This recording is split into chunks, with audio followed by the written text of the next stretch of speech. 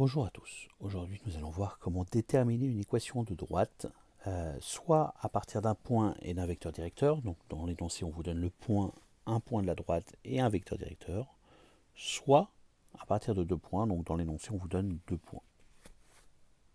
Voilà. Nous commençons tout de suite avec deux méthodes pour déterminer une équation de droite à partir d'un point et d'un vecteur directeur. Donc, du coup, pour déterminer une équation de droite à partir d'un point et d'un vecteur directeur, deux méthodes possibles. Première méthode, donc je vous ai donné un exemple. Donc déterminer une équation cartésienne de la droite D passant par le point A de coordonnées 5, 2 et le vecteur directeur U de coordonnées moins 2, 3. Donc première chose à faire, c'est de dire on prend un point M quelconque sur la droite. Donc ce point M, puisque c'est un point quelconque, il va avoir comme coordonnées M, X, Y. On calcule les coordonnées du vecteur AM, donc XM moins XA, YM moins YA, donc ça donne X moins 5, Y moins 2, U moins 2, 3, on l'a déjà. Donc ces deux vecteurs-là, AM et U, doivent être collinaires. Donc je rappelle, les droites qui portent le vecteur, si les vecteurs sont collinaires, sont parallèles.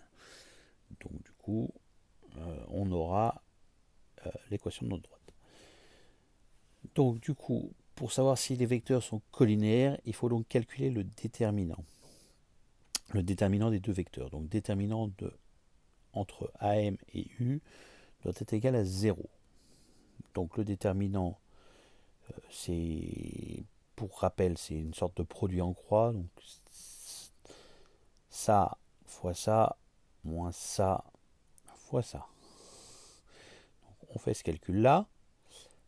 On développe. Donc 3 fois x moins 3 fois 5, etc. Là, on fait attention au signe. Moins 2, ça devient plus 2. Et on développe donc 2 fois y et 2 fois moins 2. On regroupe le moins 15 et le moins 4, donc ce qui fait moins 19. Et donc du coup, on obtient 3x plus 2y moins 19 égale 0. Donc ça, c'est ce qu'on appelle l'équation cartésienne de la droite D. Donc le travail est maintenant terminé. Deuxième méthode, si on vous donne encore un point et un vecteur directeur, donc j'ai repris le même énoncé, d'accord, on a une deuxième solution. Donc on sait que le vecteur U est de la forme moins BA, d'accord, donc ça, moins B et A c'est les coefficients, donc A c'est le coefficient qui est devant le X, et B c'est le coefficient qui est devant le Y. Donc l'équation va être de la forme 3x plus 2y plus c égale 0. J'ai remplacé a et b par les valeurs du vecteur directeur. Donc j'ai remplacé a par 3 et b par 2, puisque moins 2 c'est égal à moins b, plus c égale 0. Or, on a ensuite un point A de coordonnées 5, 2. On sait que c'est un point de la droite. Qu'est-ce que ça veut dire, le point de coordonnées 5, 2? Ça veut dire que quand sur ma droite x égale 5, y vaut 2. Donc dans cette équation-là que j'ai, je vais remplacer x par 5, y par 2. Et donc il va me rester une seule inconnue qui est c. Donc je résous l'équation et je trouve c égale moins 19. Je conclus en réécrivant l'équation cartésienne. Donc 3x plus 2y moins 19 égale 0. Quelle que soit la méthode, on trouve le même résultat, bien évidemment. On va maintenant voir comment trouver une équation cartésienne d'une droite quand on vous donne deux points. Donc là, on vous donne deux points, B 5, 3 et C 1, moins 3. On vous donne deux points de la droite. C'est-à-dire que pour obtenir un vecteur directeur de la droite, il suffit de prendre un vecteur avec ces deux points-là. Donc BC, par exemple, ou CB.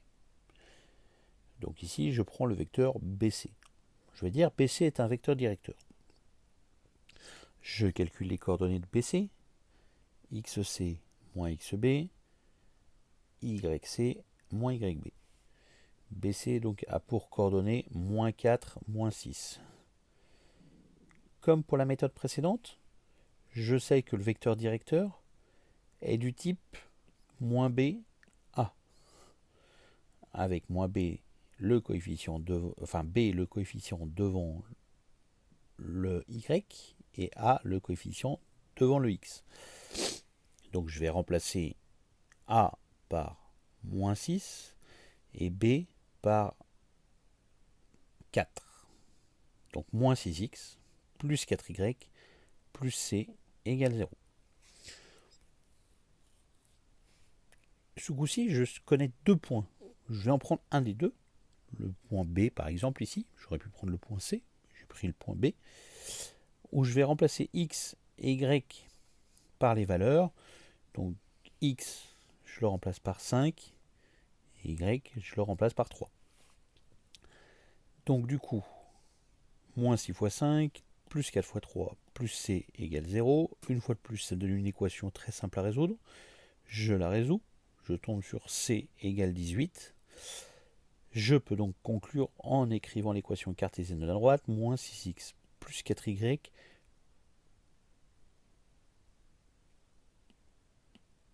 plus 18 égale 0.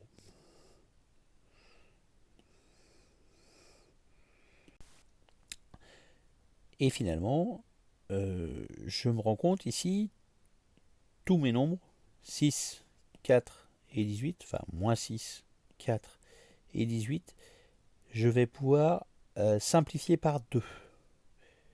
Ici même moins 2. Donc du coup, moins 6 divisé par 2, ça fait 3. Plus 4 divisé par moins 2, ça fait moins 2. 18 divisé par moins 2, ça fait moins 9.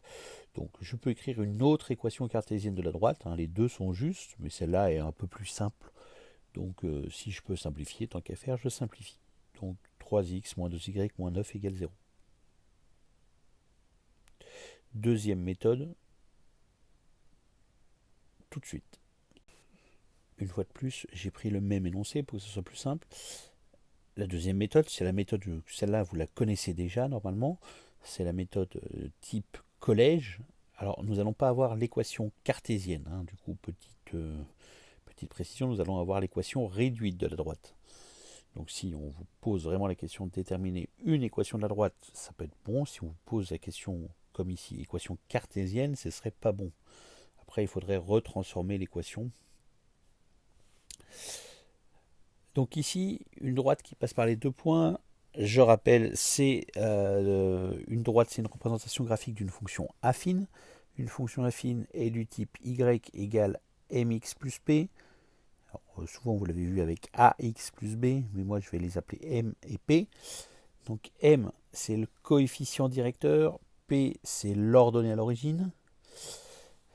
Il y a une formule pour calculer m. Alors, la différence des y sur la différence des x. Donc yc moins yb sur xc moins xb ici. Donc ce qui donne 3 demi. Donc le coefficient qui est devant le x, c'est un 3 demi. Donc je sais que mon équation va s'écrire, va être du type y égale 3 demi de x plus p. Comme dans les deux exemples précédents, je connais des valeurs de x et de y particulières. Pour mon point B, je sais que x égale 5, y égale 3. Ou pour mon point C, je sais que x égale 1, y égale moins 3. Donc là, je remplace par les valeurs du point B. Une fois de plus, j'ai choisi le point B, j'aurais pu prendre le point C, mais j'ai choisi le point B. Je calcule, du coup ça me fait une équation, 3 égale 3 demi fois 5 plus P. Je calcule P, je résous l'équation, je trouve moins 9 demi. Je peux donc remplacer P par sa valeur, moins 9,5, pour écrire l'équation réduite de la droite. Y égale 3,5 de x moins 9,5. Je n'ai pas tout à fait répondu à la question, puisque la question c'était une équation cartésienne. Il faudrait donc faire apparaître, alors peut-être simplifier déjà, multiplier par 2 des deux côtés de l'équation pour faire disparaître les fractions, d'accord? Donc ce qui donnerait 2y égale 3x moins 9. Et après, changer de côté le x et le 9, ou le y, donc 3x, le 2y le passer de l'autre côté, pour avoir 3x moins 2y moins 9 égale 0. Et là, dans ce cas-là, je retrouve mon équation cartésienne. D'accord? Donc, en fait, l'équation cartésienne, ça sera x, y et un nom, une constante du même côté égale 0. Alors, le 0 à gauche ou à droite, peu importe. Voilà. Donc, ici, il faudrait transformer encore un tout petit peu pour avoir pas une équation réduite, mais une équation cartésienne.